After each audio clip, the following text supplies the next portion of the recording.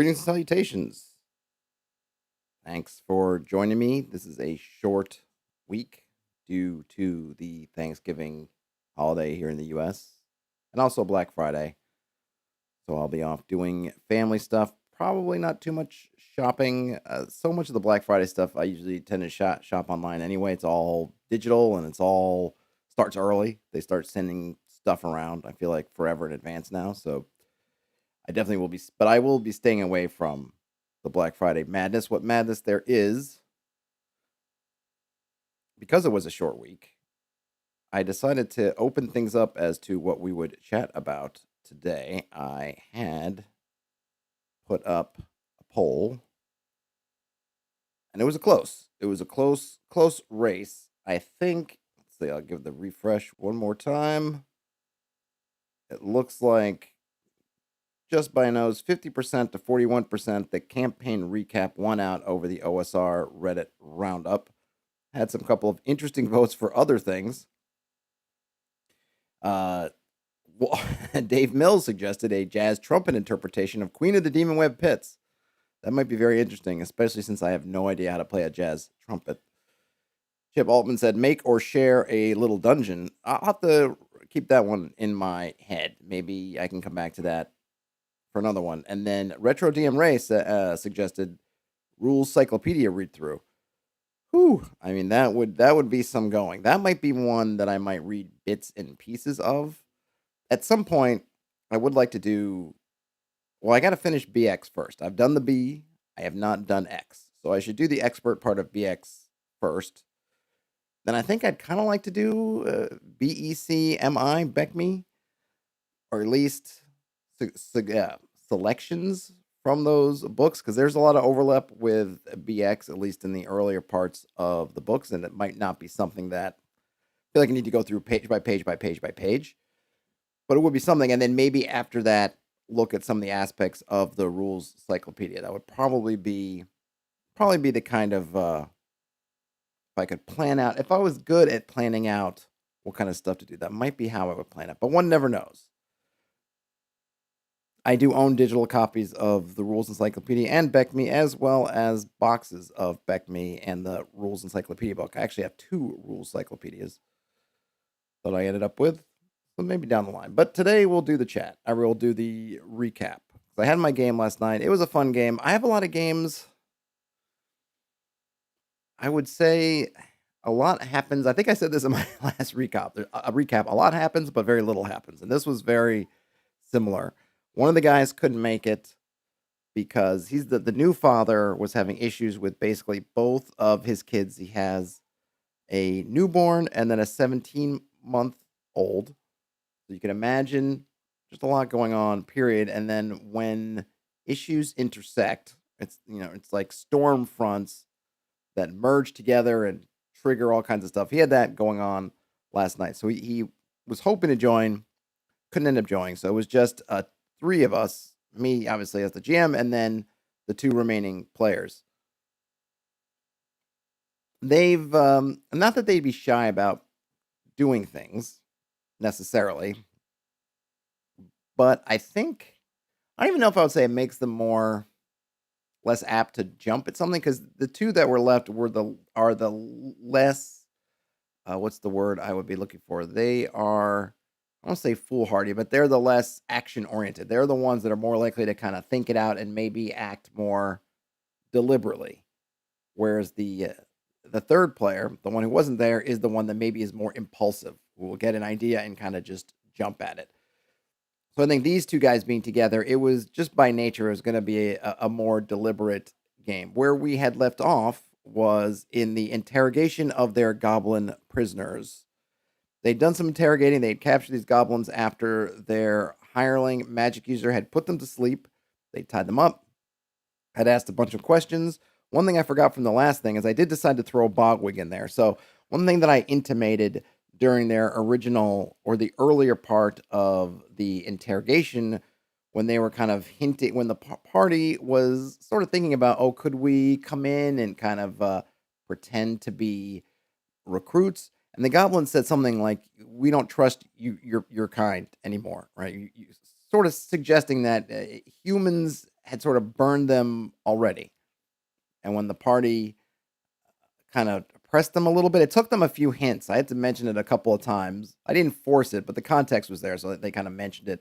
It was maybe the second or third time where they were like, "Oh, wait a minute! Like, how did you get burned? Like, who burned you?"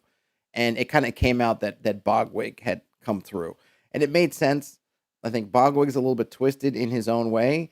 Maybe there's something more to what's. I just assumed it was just kind of ye old insanity, but maybe it's more than that. Maybe something that is about him that buffered him a little bit or made him a little bit proof against the warping of the stone, or he's just warped in another direction, and so it wasn't something he'd get unwarped. But in any case, he dabbled with them. But being that he doesn't want to be under someone else, Bogwig doesn't really want to be subservient, and he's got enough of his own thing going on, and perhaps like his own native warping or whatever else is warping him has it made him a little bit, if not immune to the sort of initiation process or to the influence of the stone.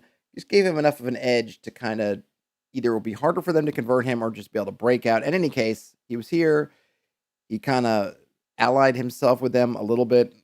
I haven't decided yet what devilry happened between them, what they were planning to do, what Bogwig maybe did to them before he bailed on them. But it definitely left them with kind of a bitter taste in their mouth in terms of humans and maybe some of the other major humanoid races with trying to bring them into the fold. Maybe the powers that be thinking they're not as easy to control, or just, you know what, Bogwig, burned us.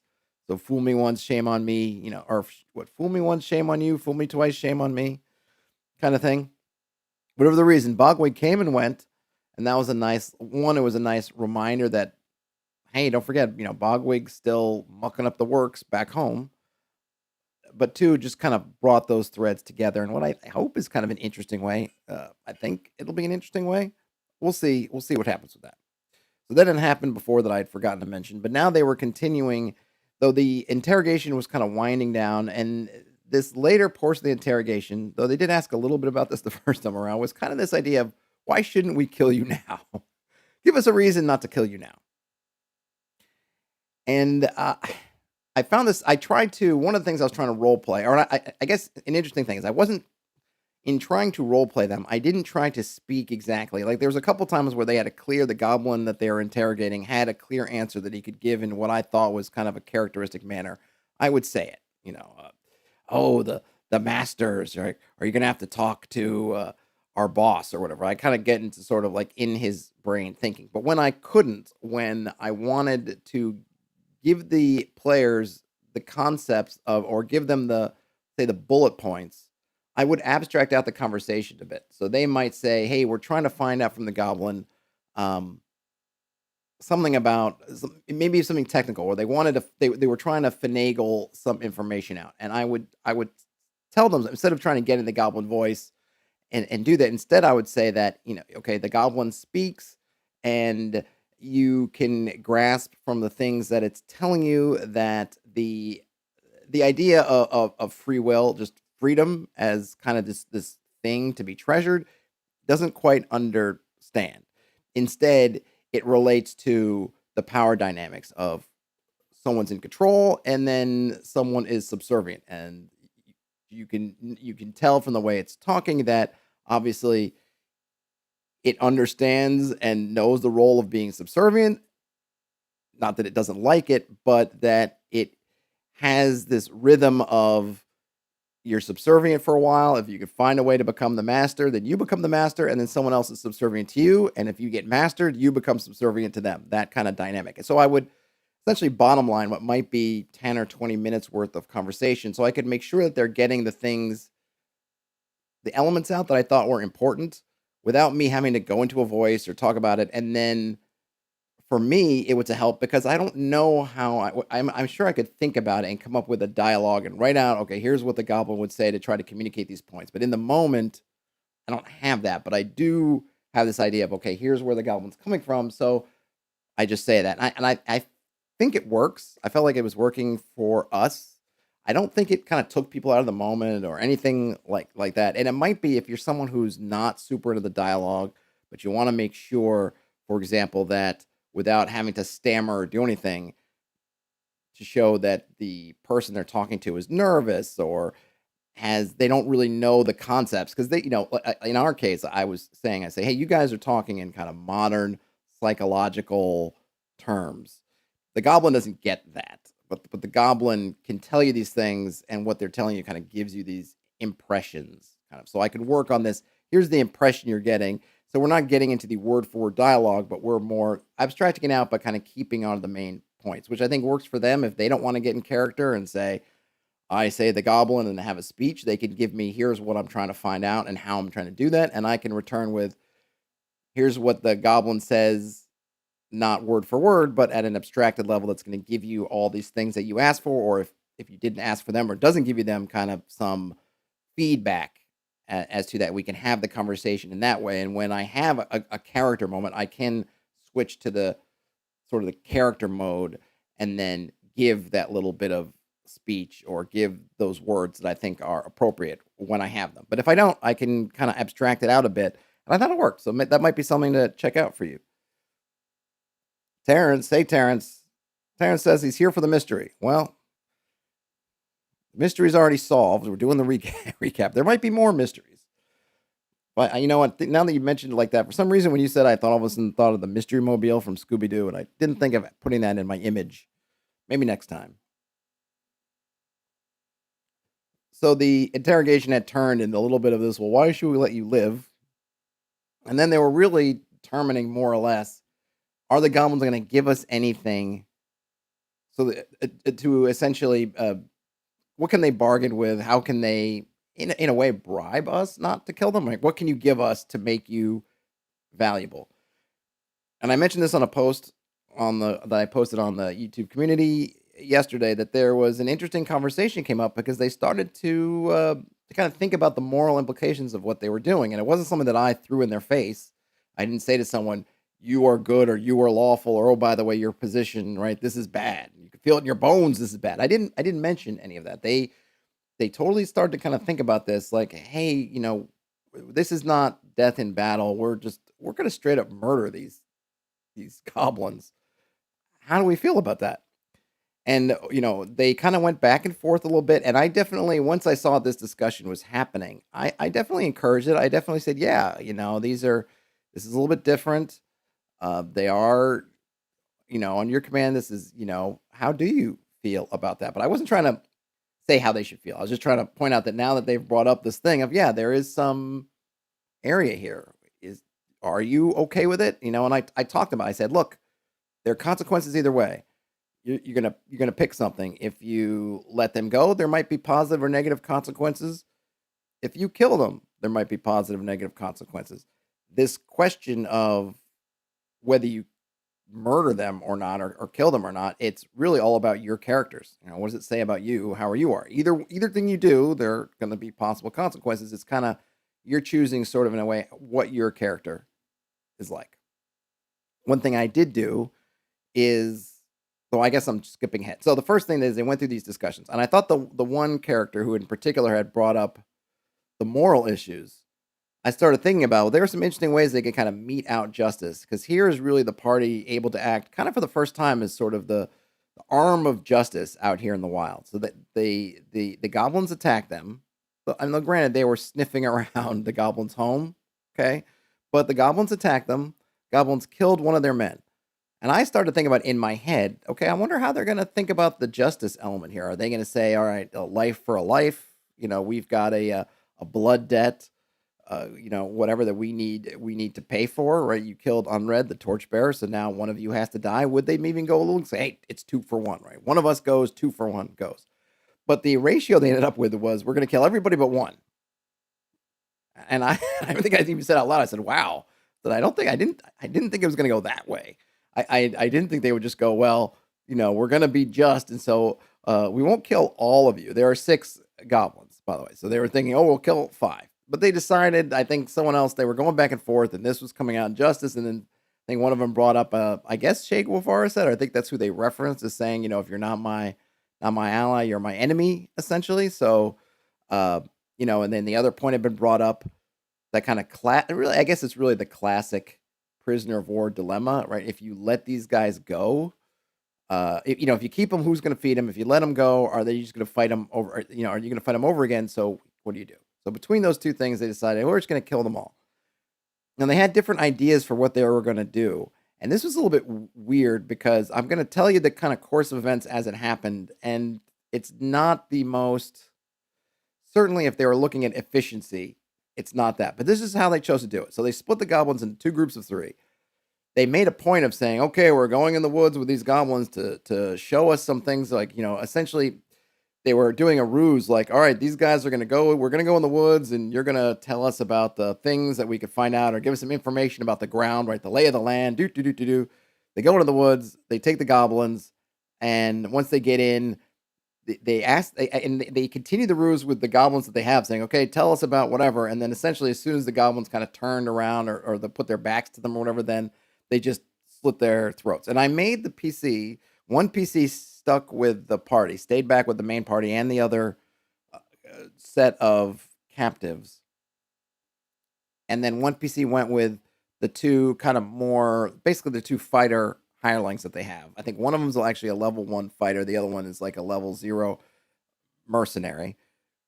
So they took the fighting men in and then they did this ruse and then, okay, killed them. Now I made the player like really get into the detail because he's like, oh yeah, and we just kill them. And I'm like, no, tell me how you do it. The reason why is I kind of wanted the player and the character to feel it a little bit. It's very easy to say, okay, we just kill them and then we come back. I'm like, no. I'm not making them roll. There's nothing like that. But no, you tell me. You're going to be in that moment. You got this goblin. It's you're all kind of legs free, at least somewhat. Or I think they had them more shackled, but they could walk. They gave a little rope leeway between the legs so that they can move a little bit, but kind of shackled in that way, that they used to do. Think about old movies where they would put the leg irons on somebody so they could kind of move but not run, essentially. So they had that kind of similar setup. I'm like, no. You tell me how you're going to do it. What weapon are you using? What motion are you using? How is this happening? And I wanted to know the detail because I wanted them to kind of feel that moment. To me, it's a little bit of a big deal, especially since they brought up the moral aspect of, no, you're going to murder these people.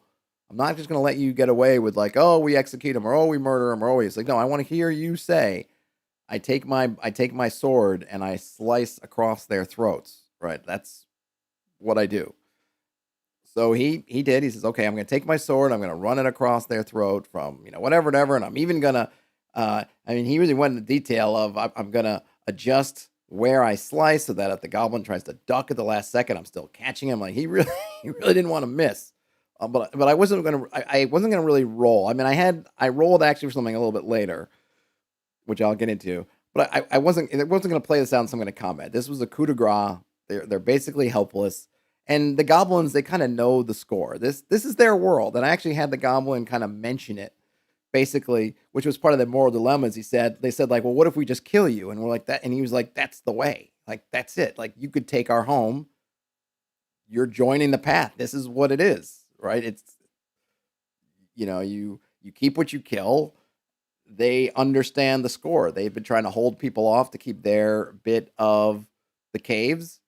And now this fits perfect. In a way, it was kind of showing them, like the parties, like you were kind of veering towards this thing you think you're fighting because this is what they do. You beat them, you can kill them and take their stuff. The goblins don't want to die, but this they understand. Like this is like, yeah, we get it. This is our world. We kill it, we get to keep it, or we get killed and we keep it. So we lost. You guys are killing us. Hey, it's all part of the great game, right? And you see those like The Wire or some kind of gangster movie where at the end the guy goes like, hey, or Omar says, poor little out for Michael K. Williams, but Omar might say, it's all in the game, right? So they get it. This is all in the game. And that did give the players a bit of pause, but obviously not enough to ultimately sway them. But they did pick up on this, like, oh my gosh, we're just going down the same path that they're going down before. Hey, Don Rosselli says, Don says, but who will think of the poor goblins? Yeah, well, there are more goblins in those caves. So someone will be pouring some out for the goblins. The goblins might have some kind of revenge. We'll see about that. So slit the goblins' throats, and I did try to play up that they fall to the ground, they thrash about a bit, blood on the in the soil.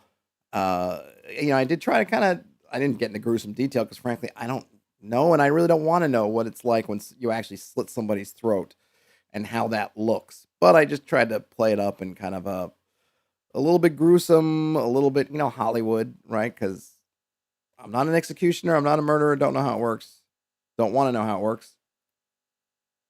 Hey, Phil Kearney, nice to see you. Thanks for joining in. Don't know how it works, don't want to know how it works. But I tried to describe it a bit just to, again, I want to make them feel the weight a little bit of their choice. So they do that. For some reason, they didn't decide, okay, we're going to bring the bodies back to the camp. All right. So they're carrying the bodies back out. And I rolled some dice, some reaction rolls from the two fighters, and one of them came out worse. The other one still didn't come out great. And I mentioned it to them. It's like, they're just not that cool with it. Like to them, this is not really what they signed up for. Like I'm not playing, in some worlds, I think a lot of games, really OSR games, everyone's being kind of, I don't feel like in kind of Game of Thrones mode, where it's just people are ready to just slit throats and kill folks at the drop of a hat, and it's just part of their life. I rolled for the reactions, and I was ready for either two results. One, it stays the same as it was, which is fine. They just do it. It could go up because these are kind of goblins, and maybe they're looked down upon, and maybe these guys are like, yeah, you killed one of ours. Good riddance, bad rubbish, that kind of thing. But both of them kind of went down a couple pegs. Then I started to play it up as more that this isn't on the field of battle. This is a little bit different, right? This, again, showing that line between, hey, we're warriors, we're fighters. We know about killing on the field. This isn't it. This is murder, and we're not necessarily comfortable with murder. They didn't become super negative, and they get it, they understand. And the player picked up on it, and in fact, later on, talked to them both and sort of reason through his decision making, which I appreciate. They appreciate. I gave him a little bit of back up, simply because he didn't just say, well, that's the way it is. He kind of explained it, and they get it, right? They get the dilemma that's happening, but they just don't love that. They wish there was another way. Maybe there isn't one. That's just one of those things. Happens in war all the time. You have to do things that you may understand the necessity for, but still doesn't mean you like it, right? And that's kind of where they maybe came out on that. But then they're carrying the bodies back out of the woods, and the player is still trying to go with this ruse of, oh gosh, something attacked us in the forest and just took out the goblins. And I told him, I said, nobody's buying that. Like your party members who weren't in on this thing you're doing aren't buying it. The goblins aren't buying it. I mean, you guys are coming out all. So there was something in the woods, attacked you, only killed the goblins, and everyone else is fine, and it happened in about 5 minutes after you went in. No one's I mean, that wasn't even one, oh, let me roll. It's like, no, that's such a transparent falsity. I was like, yeah, no one's believing that. And then they drop the bodies, and then they just like, okay, we're gonna kill the other ones. So then they just slit the other ones, or they kill the other ones. And again, the other player took part in this one, and like with the woods, I had him narrate, hey, don't just say you kill them. How are you doing it? What exactly are you doing it? Now he decided, for whatever reason, he has an axe. He's a dwarf. He decided, I'm gonna cleave this thing down. I'm just gonna chop down in the center of their head. This is where I had him roll, not an attack roll, but a strength roll. I just wanted to see what was going to happen, because I thought lots of things happen when you're trying to make. That's not an easy. If you think about kind of execution methods, that's not an easy one. I mean, even decapitating doesn't always happen clean. I mean, there are stories of I think I read somewhere someone even someone historically, or even maybe even recently in some part of the world, survived a decapitation, didn't get all the way through, and happened to get saved, and something happened, and sometimes it doesn't go all the way through. And again, because I wanted to play up sort of the gravity of this decision that they're making, I was kind of hoping that, he misses, but he gravely wounds the goblin, and then they've got to have to hit him again or do something else and just kind of make them feel it more. Rolled a strength check, and I'm rolling, roll under stat. He rolled a natural 1, so critical success. And I use that to say that not only he succeed. But now it was like splitting cordwood. And I talked about how the head just split apart like like you were cutting through a ripe melon, and brain matter going, and the goblin just jittering on the ground, and arterial blood spraying. And I kind of made it this other kind of horrific death, but in a different way, where they had to sort of watch the goblin just dance on the ground with brain and things flying over. Of course, I don't know what would actually happen if you slice somebody down like that, and again, I don't want to know. So it's just kind of my Hollywood version of it. But it did, I think, it had a similar effect in that it kind of played up the brutality of it in a way that I don't usually do when they're killing people in combat. When usually I do that thing, a lot of DMs do this, and I certainly didn't invent it. Someone gets the killing blow, I will say to that person, "Hey, you tell me how you killed them," and they'll usually go with something kind of heroic. And if there's something heroic, they want to make it kind of gory or gross or whatever, then I'll go with it. But I don't push the issue. But this one, I did. I wanted them again to feel it and make it memorable in a certain way. What they've done. So that happened. Let's see. Let's see. I'll try to read this, even though he said that autocorrect screwed it up a little bit. I think what Don's trying to say is I don't think he wanted to survive a decapitation.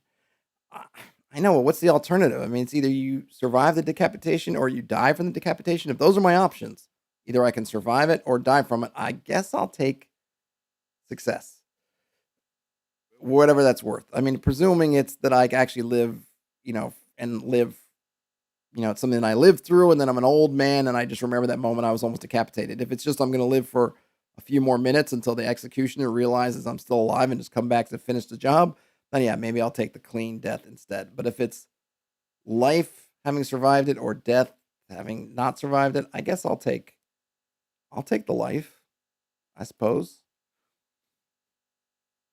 So that was the end of the goblins. They decided to. So first they were going to dig a mass grave for the goblins,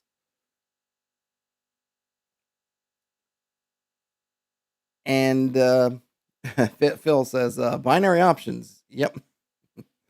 Yeah. Hopefully it's a binary option in that case. And because I wanted to sort of make them feel the details, I actually looked up, and I was afraid that if I looked this up on the internet, would I end up on some kind of watch list when I typed in how to dig a grave? But it turned out I found some sites where I should pull up if I can remember. I wonder if I have it here in my favorites somewhere. I found in how to some article on how to dig a grave site, which was kind of wild. But I found it, and I saw that okay, it actually takes a while, and they had no particular implements to dig. I think the best they had was a pickaxe, and I'm like, yeah, that's going to help a little bit, but it's not going to help a ton. So it's going to take you some time, depending on how you want to do it. And I talked about, okay, you could try to. I presume you're not going to try to dig, the 6 feet under, right? A classic 6 foot deep grave site. You're going to dig a one mass grave, but so to get it done in a couple of hours, I said, well, probably take. I had them roll some dice and say it's going to take you about 3 hours, and it's going to be a fairly shallow grave, just one mass grave, and it's going to be visible. It's going to be shallow when you finish mounting the dirt back on top. It's going to have a visible mounting of dirt. You're in a flat area between, they're sort of between the hills and the forest, and just this area, there's kind of open grasses. I mean, the forest has this kind of cursed magical type effect, and so it's kind of in its own space, and between it and some of the other geographical elements locally, there's open grasses, and they're in that open grass area. So I said, okay, you can do this, dig it, but not that it's visible from space or anything, but if anyone close enough, fairly close, is going to look and say, okay, there's grasses, there's the woods, oh, and look, there's this mound of upturned soil there. It's going to be a little bit visible.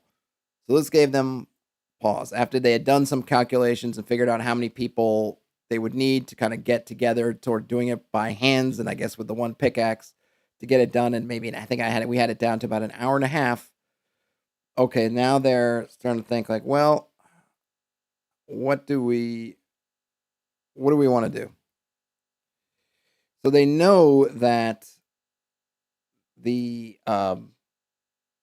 they know that the forest here has this acidic mist effect in the night, and or fog, whatever you want to call it. And by the way, the fog, it's they're at the end of the afternoon. Evening is, afternoon is fading into evening, and the fog is starting to this acidic fog, which works swiftly in terms of overnight, but not it's not like seconds. It kind of has to build up strength and sort of density, and then it really activates. Um, they decided, oh, let's why don't we let the forest do our work for us? Well, we know these woods and what this thing can do. Let's dump them in the woods and let the woods have them. They basically already done similar with their fallen comrade, the torchbearer, the day before, and we talked about it on the last recap stream. And someone had the great idea of that, because I was thinking, like, what could you're kind of burying them, or sort of somewhat burying them in basically a haunted, cursed, nasty, evil force permeated place. What might happen here? And I was thinking, and someone mentioned a revenant. I was like, ooh, that might be a good idea. And maybe I'll come up with some kind of twist on the revenant to kind of play up the themes of this area. But now they've put a bunch more bodies there. So before there was just the one, and now there's 6 more. So they dumped the 6 bodies in the woods, and then they decide, okay, well, we're gonna do our kind of normal camping thing at night, and let the woods do its thing. Hopefully, they will dissolve those bodies for us, and then we'll be done. And so that's what they did. That's what happened. Let's see. There's the link. I found it. I think I didn't check. I think that's it. Gosh, I didn't realize it was. Does that link work? That's a really weird link. But there it is in the chat, and saw it for a moment. You can check it out if you want to know how to dig a grave by hand. I guess it takes longer and is more involved than you might think, though I'd never thought about it, to be perfectly honest. So you let me know if you read that, if that matches your expectations for hand digging human sized graves. Hey, nothing says hope you have a good VPN. Yeah, I didn't have my VPN active. I took my chances. Hopefully, next time I go to the airport, I'm not pulled over into by the TSA into some padded room for some talking to. It's definitely an interesting article, and I guess it is applicable to people for non-nefarious reasons. But yeah. So what happens? So they wait overnight, or they just do the normal camping. I didn't roll any encounters, but I did mention that there are weird noises, or I didn't even say weird noises. I'm trying to make it a little bit. I wanted to play up a little bit of this gray area, so nobody feels really great about what they just did, but they did it. They go to bed. They have watches going, but they're bedding down. They're right by the woods, and somewhere not too far away these bodies were. So I talked about how they just heard noises and things, and it's just whether it's something real or imagined. Some of the noises that might have been normal, because I said, look, your brain can hear these noises and think, oh yeah, that's just the wind. That's just crunching of dead leaves. But there's another part of you that goes, oh gosh, is this the fog eating away at their bones or something else happening? I tried to play up this kind of gray area of, yeah, you don't see anything, but you hear these weird things. Could they be normal? But they could be something else. You don't really know. And so nobody gets a great night's sleep because of just these things that are happening. So they wake up, they go to check on the bodies, and I tell them, yeah, the bodies are gone. And they are gone. The mist swallowed them up. Of course, what the mist might do with these forlorn spirits, that let's just say that it may have become now bound to it, or something similar. Nobody knows yet, but the bodies are gone. Now their next question, which really took up the rest of the session, was what to do now. I don't know. So there's a couple of interesting things.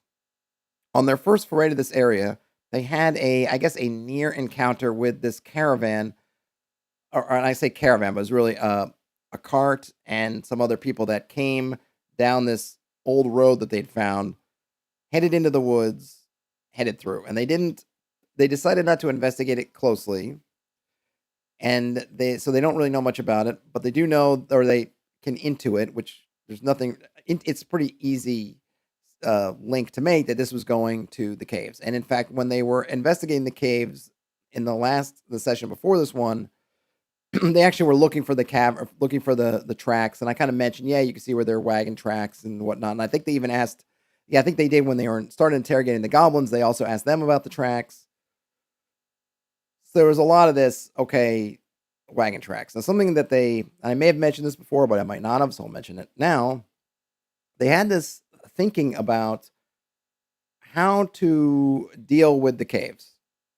And one of their thoughts was to try to cut off their supplies. Okay, these wagons are coming. They're potentially bringing supplies. And I think some of that was at least confirmed, because I think they asked, well, what are in these wagons? And the goblins didn't know entirely.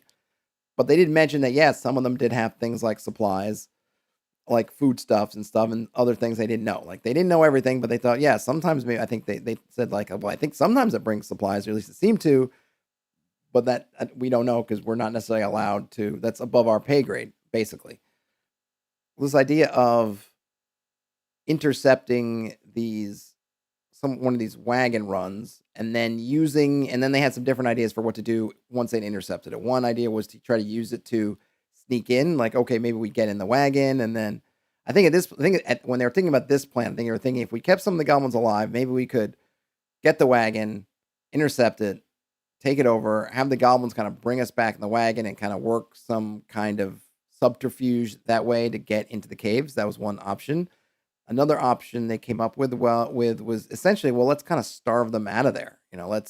They're in these caves. We don't necessarily want to go through these caves. Let's see if we can be a pain in the butt enough to force them to maybe pull people out of the caves to kind of deal with this, which is a really interesting idea. And I don't think it's something, it's been a while since I read through Keep on the Borderlands. I did it on the channel, but I don't remember everything. I don't know. I think it just might be because of the sort of the style and just the times it was written. I don't know that there was any attempt in that module to come up with reasonably, quote unquote, realistic ways that those caves are sufficient or self-sufficient in terms of food.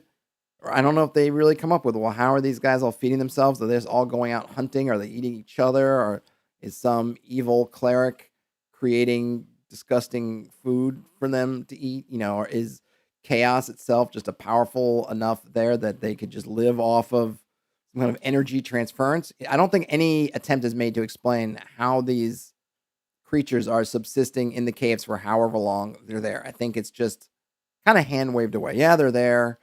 Who cares? Who cares how they're feeding each other?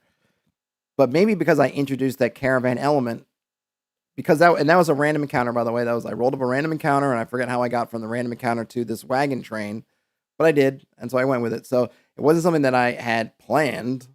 It was just, okay, this makes sense in that moment, so it was there. And though they didn't interface with it, that kind of got there. They've kept coming back to it. Their wheels turning. Okay, here's this way that we can maybe strike at them. It is a vulnerability of them. Because, sure, in the caves, if they were organized, which they aren't, and maybe the party's forgotten that a little bit, but if they were organized, then trying to take them out of the caves is a Herculean task that would be well beyond what their small party could do. The key in the Caves of Chaos is that they're not well organized. They're all kind of independent, and so you can take them out one at a time, make allies, and you could do all that kind of fun stuff where you try to pick your victims, pick your points, go in, make strategic strikes, get out, and you hit them more often than they can, repopulate their numbers, and you can whittle the caves down, and maybe you can make allies and do things that way until you get to the end. And they had brought that up before as a possibility. And I did have the goblins originally bring up that they weren't organized. You have this concept of, okay, you keep what you kill, and everyone sort of keeps to themselves. They did have a leader, but who wasn't in their number, that they'd been captured, but that there wasn't this concept of everybody kind of working all for one. Maybe at the higher echelons of the process of the order, maybe there is, but not at their level. So that element is there. Maybe they've forgotten about it. Maybe they just don't think that they have a high chance of success with that. I don't know. They kind of locked in on this idea.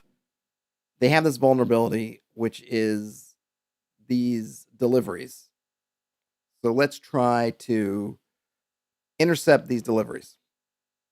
So now the next stage of the game was the session, I should say, it was all about them kind of mapping them out. And I tried to give them as much information as I could.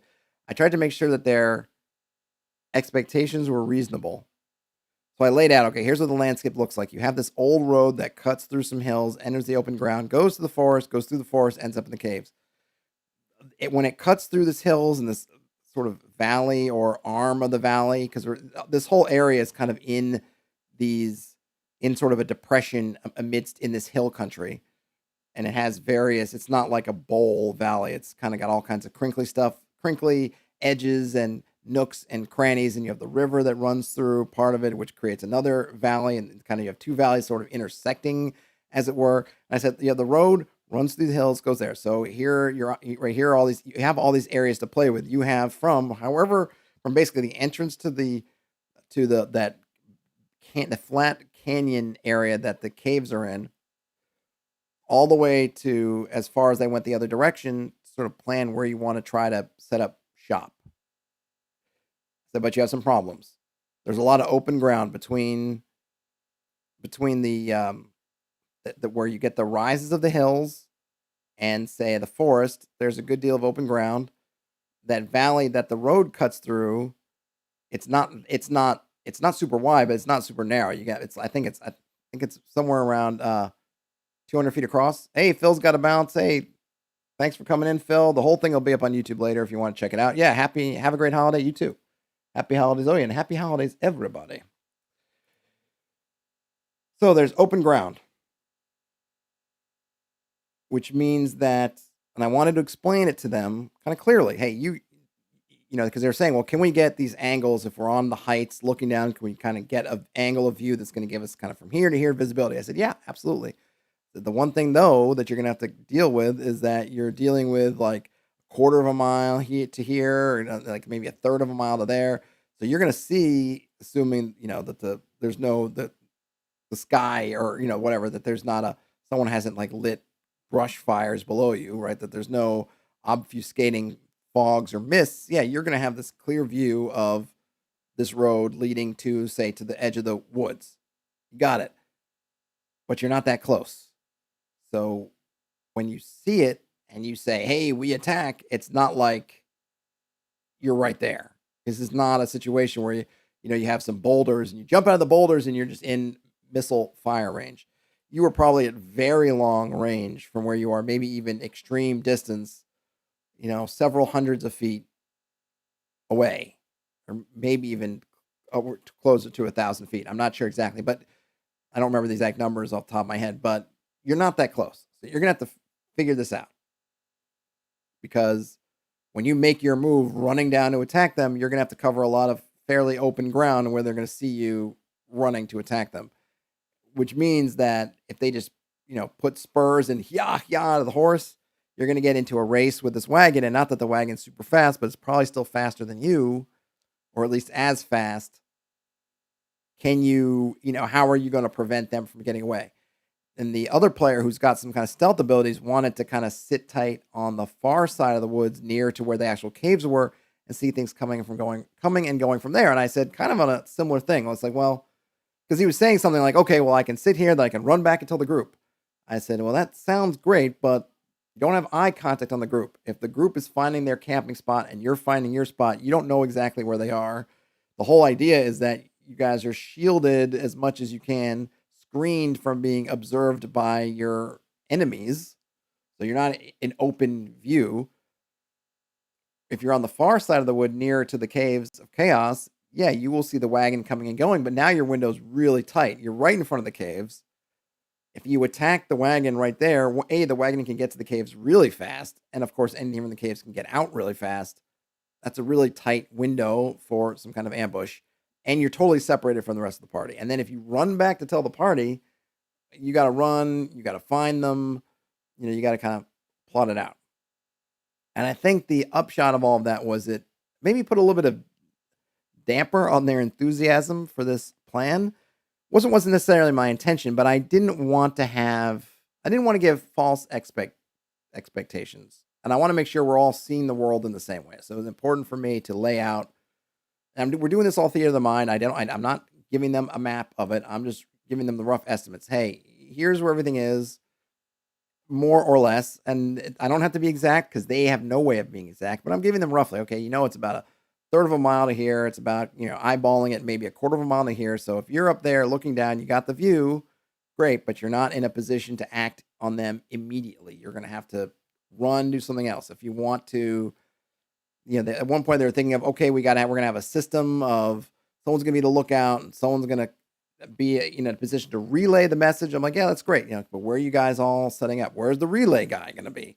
The relay guy, if you have one guy kind of at the top of the hill in that screen spot, but maybe there's an angle which you can see them or make contact, and that person, if the relay person is just maintaining eye contact with the area where the lookout is, and yes, you can do this kind of thing, then where's that lookout guy, the relay guy hanging out? Because you're going to be one group, say, in the woods waiting, one guy's on the hilltop waiting. That kind of means the relay guy is just sitting out in the grass, and by default they're just kind of standing there. Now, they could maybe lay down or do something else, but they're just difficult. Then, of course, if you're making relays, then there are chances that the people you are trying to, warn about are going to see you, right? The people in the wagon might look and say, hey, there's a smoke rising from that hill that shouldn't be anything there, or someone's going, look up here, or whatever the signal is, and then whatever the relay guy person has to do to signal. There's a lot of elements that you can get kind of caught up in, right? There's some moving parts you have to figure out. And they were a little bit, I don't want to say bummed out. They weren't, but they were sort of, they kind of got caught a little flat-footed, like, how are we going to make this work? And I think there's a little bit of a sense of, are we kind of prepared? Are we prepared? And is this the kind of, are we kind of configured to do this, right? Do we have what we need? Do we have the elements in place to kind of make this happen now? And the other thing I mentioned was, you don't know how often these caravans are coming. Nobody said, hey, there's one coming tomorrow. And if I had thought about it, I might have had the goblins say that. But I was kind of playing the goblins as being very low bottom of the totem pole. So I think when they were asking about the wagon, I kind of had them say, which I think was accurate in terms of how I envision it. But now I think from just a meta standpoint of giving them information, give them knowledge, maybe I should have said, oh yeah, one's coming tomorrow, to kind of let them plan for at least one of these to see how they works. But I had the goblins say, like, we don't know when they come. So I was just going to roll dice. But I said, hey, you don't know when one's coming. One could come tomorrow. One could come in an hour. One could come in a week. I basically wanted to have them think about how long and how much are you committing to this particular plan, because I said, look, you're running a stakeout is really what you're doing. You are staking out this area for this wagon that may or may not come over X amount of time. How do you want to do this? So they were thinking about it again, and we were kind of getting to the end of the session. And I knew that I don't know if this happens with other people. I think this happens with my sessions sometimes, is I feel that the party is racing to a decision to kind of beat the clock. Oh my gosh, we're going to quit in 5 minutes, so we better come up with a decision. I don't, if you've listened to enough of these, watched enough of these, heard enough of these recaps, I'm not someone who leans on a ton of prep, and they're in an area now that just over time I've kind of prepped up a bit. So I'm kind of ready for whatever they want to do here. I don't need a choice, because they're not in a situation where it's like, are they going to go across the sea to a whole other continent, or are they going to do this other thing? It's like their choices are fairly narrow. There are 2 towns they could go back to try to reset. There are ruins that we've already kind of established they could go back to and check out. They could go to the caves, and just say, hey, you know what? We're going to go back to our earlier plan of taking off, seeing if we can beat down these caves one at a time or doing something like that. They've got that. That's kind of about it. And these are all areas that I know. They're all in close geographical proximity. They're all within like a hex or two of each other, really. So there's all close. I already have all the kind of pieces are already sort of there. I might have to, I mean, what I would have to think about maybe is what happens if they leave or what happens if they stay, but I got to figure that stuff out anyway, right? What are the consequences of their choices? So I don't need them to choose. And plus, one player is missing. So there's an obvious angle of why don't you wait and get the other player's input before you lock down some kind of plan that either is going to change as soon as they come up the next week because they're going to want to they're going to say, no, no, no, we shouldn't do that. This is a silly plan. They have a better idea or they amend it or whatever. So I just said, hey, you don't need to come up with the plan right now. If it makes more sense to think about to take all the data and everything that you have, do that. I think one of the players said like they felt like we have so much new information, but we just don't know what to do now. Like we don't know how to fit it together. We got all these pieces to the puzzle. We got all this stuff, but we don't know what to do, or we don't have that clear plan of action, or every plan has some complications, which I kind of like. I think every plan should have complications. I feel like there shouldn't be one slam dunk plan. That would just mean that you wouldn't, I feel like you wouldn't really feel like you've had any choices. If there was something obvious to do and nothing else felt good, then you really have a choice. You just kind of got to do what you got to do. But at the same time, they're a little bit stuck. And so I reiterated to them, look, not only do you not have to decide this moment what the plan is, you don't have to go down this path if you feel like it's not your time or you don't have the tools or whatever else. Like, you don't have to do it. I said, it's not a computer role-playing game. This isn't Skyrim or something where you can stop a quest, go off, do other stuff, and just because you haven't talked to that quest giver in the town, that everything is kind of locked and waiting for you to talk to that person. So you can say, okay, I'm going to start this quest, and then I'm going to go do 800 other things. I'm going to gain 10 levels, and then I'm going to come back and deal with you because you're just going to wait and sit until I come back. It's like, that's not going to happen. If you leave, there are going to be consequences. Whatever's happening here is going to keep on happening, and it'll do what it does. But at the same time, don't make your choice based on some meta consideration for me. I don't care. Caves of Chaos, we've been dancing around going to the Caves of Chaos for months now. If it's a few more months down the road and it turns into something completely different because you guys decide to go off and do other things, so you don't feel like you're equipped or ready or whatever to do it, or other things have taken over importance for you, you do that, right? That's totally up to you. And the other thing that was interesting that came up is they've been asking about the full moon, which I decided is this next night. And they have that or they got some information that like the wolflings, these wolf folk, these lycanthropes, that they get more savage and kind of more bestial as it gets closer to these full moons. And one of them kind of tied it together with the wolf, we're calling the wolf father, the leader of the wolflings, who they know is being held captive in the Caves of Chaos, that maybe something's going to happen with that particular creature and this oncoming full moon, which seemed really interesting to me. So I might do something with that. I don't know yet, but man, it just seems too good. It's one of those things that your players, they offer up these great ideas just kind of off the cuff. And I was thinking like, wow, I was kind of thinking these are totally separate, but maybe there is something. Maybe it'll be something good. Maybe the wolf leader will be able to escape or do something because they weren't expecting it, because they didn't know about this whole full moon thing. And they're caught off guard by this thing that's just all of a sudden gone from, whatever prisoner to just some kind of savage. Or maybe not, but it's kind of too interesting to not do something with. So we'll see what that happens. Let's see, looking back at the chat, nothing says, good for the players for thinking of this stuff during the planning phase. My players realized that their plan was only half formed when they get halfway through the plan. I think that happens too.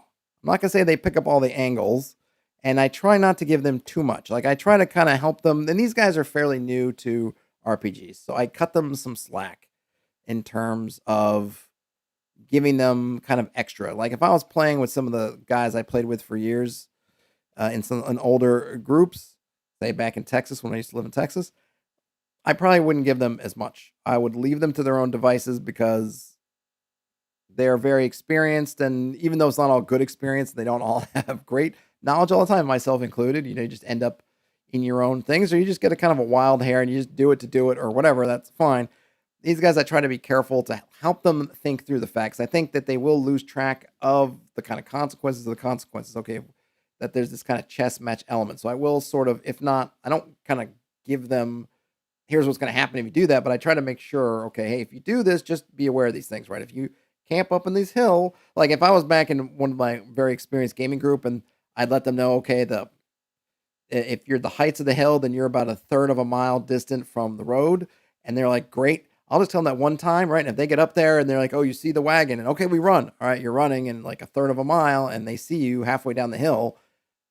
And, they go, hey, I would say, I told you it was a third of a mile away. Like, you know how long a third of a mile is. Like, think of it in your head. And then they'd go, oh, yeah, darn it. With these guys, I try to be a little bit more like, remember, it's a third of a mile. Like, or remember, I'm not going to tell you this is not a good plan. I'll give you another example where this came up. So one of the players had this idea before they'd killed the goblins of, oh, maybe the goblin can take me back and I can pretend to be a prospect, like a recruit. And then I can get the lay of the land.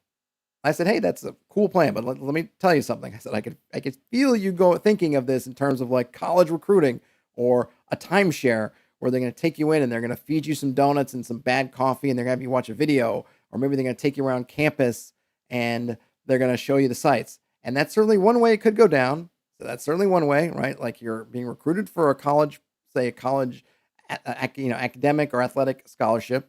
So another student's going to come and they're going to take you to all the cool spots and show you around and show you all the neat stuff and play up. Like, wouldn't it be great if you joined or came to this place? That could be one possibility.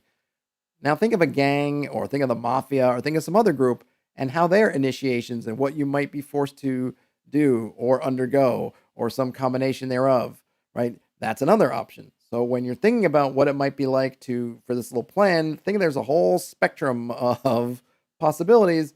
Only one of them is this very positive, hey, they're just going to let me look around with kind of whatever, no strings attached. And there are these other ones, right? And I left it kind of unsaid that if you were going to compare the Caves of Chaos as an organization to something, is it closer to like a university or is it closer to a gang / mafia organization?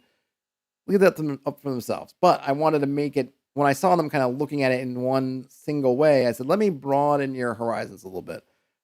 We're not playing in a college recruiting game. We're playing in this kind of gritty fantasy setting. So let me bring it back down to that.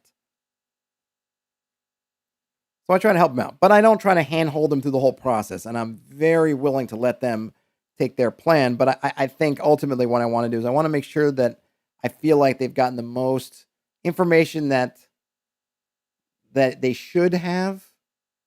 And that's kind of a weird world, how do you know how much they should have? I don't know, right?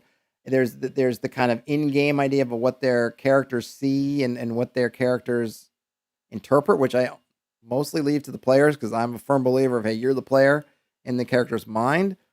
But I kind of want to make sure that I've given the full amount of their observation, because I do have to act like their eyes and ears and nose and everything else. And while I'm obviously open and I try to encourage them to ask questions, especially with newer players, they might not know to ask questions or know what to ask questions about. So I try to fill that in.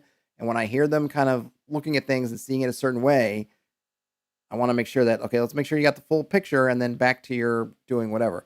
And then there is a meta consideration of, hey, these are new.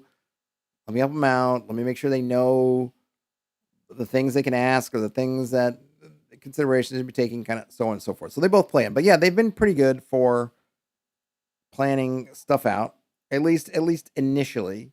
And sometimes they come up with some really interesting ones. I think trying to take out the caravan and doing that is interesting. And it would force the caves to respond. Now, how the caves would respond and whether that is ultimately good for the party or not, it's kind of a gamble. Because I think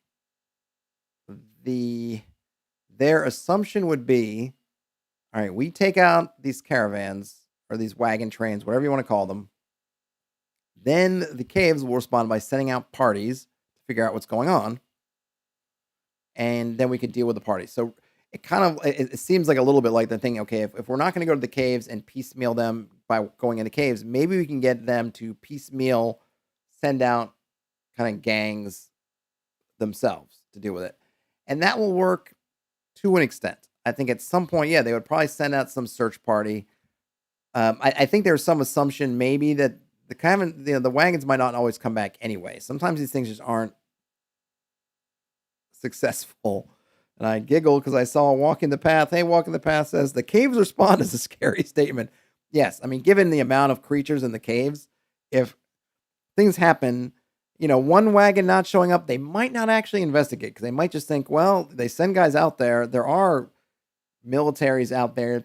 Bad things could happen. They're not expecting that they're immune from having their wagon dealt with by forces that are hostile to them. So they might actually let one of them go. Like, yeah, that just happens. If they then sent out more or more groups in general, and those groups just started disappearing, they might go through one or two times of sending out a couple of parties. If after that they really feel like we're sending out folks and they're not coming back, I think they might stop piecemealing it. I think they might think out we're not ready necessarily. Our plans, whatever the cult, and are not at fruition yet, but we got to strike now because it's getting harder, not easier to do stuff. So we just got to come out, right? We've been holding back, but clearly resistance is forming. We need to strike. So that might be interesting, but I don't know if they're going to stick with that particular plan. But I did like it because it's thinking kind of outside the box a little bit. Now, keep in mind, they don't know that Caves of Chaos is an adventure. I don't know if even any of them are even aware of B2, Keep on the Borderlands, or the Caves of Chaos. To them, this is just part of the geography. So they're looking at the geopolitical picture and saying, hey, those caves look like a bad deal to go in there. And they do, right? It's kind of funny that Keep on the Borderlands is like one of these beginner adventures because I can't imagine how many beginner groups were just like, why would we go in here? I think of the movie I love, Ronin, with what's his name in it? Well, it's got a bunch of people in it, but Robert De Niro is the titular star of Ronin. And at one point in Ronin, early on, they're supposed to basically buy some arms from an arms dealer. And the arms dealer, where the meat is, wants to meet inside this tunnel underneath a bridge. And Robert De Niro's character just says flat out, I'm not going in there. And the other guys are like, why? Why wouldn't you go in there? That's where they're delivering the guns to in their car. We got to go meet them to make the thing. And he's like, yeah, there's no protection in there. It looks clearly like a trap. It just looks like I'm going to go in there and I'm going to get ganked because I got no routes of escape. They're going to have me literally in a barrel, basically. And sure enough, it was essentially minor spoilers. It was a bit of a trap. Point being, smart guy goes, I'm not going in there. Why would I go in there? Right? That's bad. And I could definitely see in the kind of Caves of Chaos, Keep on the Borderlands, you forget about it because it's just so ingrained. But you think about going, why would I go in those caves? Why shouldn't I just try to invent a flamethrower or napalm and just throw them in all the cave entrances I can and then try to just mow things out as they come out, right? Why would I actually go in there? It's a totally valid point. So I appreciate that they're seeing the situation and they're looking at it going, yeah, that doesn't look good for us. We know because it's the module that, yes, it can be done, and that's probably how you're supposed to do it, right? But it doesn't look that great. So this concept of, but they got a supply from somewhere, let's hit them in the supplies. There could be some things to that. And I would definitely be intrigued to see kind of what they do, how they do it, and from the thinking about how the other things respond. But who knows if that'll happen. That's where we left off. So it was another really interesting game with a lot of stuff, but in terms of actual doings, not a whole lot happened, right? They started the night interrogating the goblins, and by the end of the night, they basically just killed some goblins, slept for the night, and then talked about what they were going to do next without actually committing to anything. So yet another game session where it seemed like it was portentous, but without a whole lot going on. It's at the bottom of the hour, so I'm going to wrap this thing up. On your way out, if you're bailing out, give a thumbs up on your way out. If you're in here and you're not subscribed, go ahead and subscribe. One other thing I want to do is I just want to give thanks, right? Thanksgiving is a holiday all about giving thanks. So I want to thank you, thank the community, thanks the folks who have helped me out through channel memberships or through Patreon or through whatever, or just through being here, hanging out and interacting with me. It makes doing all these things something to do. It's very hard. I mean, I went through it not all that long ago because I haven't been streaming for and doing videos for that long. Oh, Terrence says, give them full auto weapons. Now that's chaos. Yeah, that's like a different that's a different game, but it's a possibility. I can't do this stuff without you guys, and I've already gone through the phase of doing things by myself, and it's brutal when you kind of put videos, you stream out there, and nobody's watching or listening, or at least doesn't seem like they are. That's really tough. So it really makes me look forward to each of these streams, knowing that at least some folks will be in here hanging out, making it a conversation, and not just me looking at HAL 9000 I in my webcam and doing that. So I appreciate you. Hope everyone has a great holiday if you're celebrating the holiday, and if you're not celebrating the holiday, just have a great day. Connect with some of your friends, eat some food, do some gaming. But I just want to say thanks to everyone. I'll see everyone on the other side. See what comes out of Black Friday. Oh, Walking the Path says send the goblins back with vests of explosives. Oh, that would be dark. That would be dark. Don Rossavelli says happy Thanksgiving to all my American friends and their families. Absolutely. And hey, thanks to everybody, whether you get the day off or not. Have fun, relax, eat some turkey. Don says, hey, love the stuff. Keep it up. Thanks. Thanks, Don. I appreciate it. And I appreciate all of you. Happy Thanksgiving. I'll talk to you next week. Game on. Have a great rest of your day, night, weekend, whatever.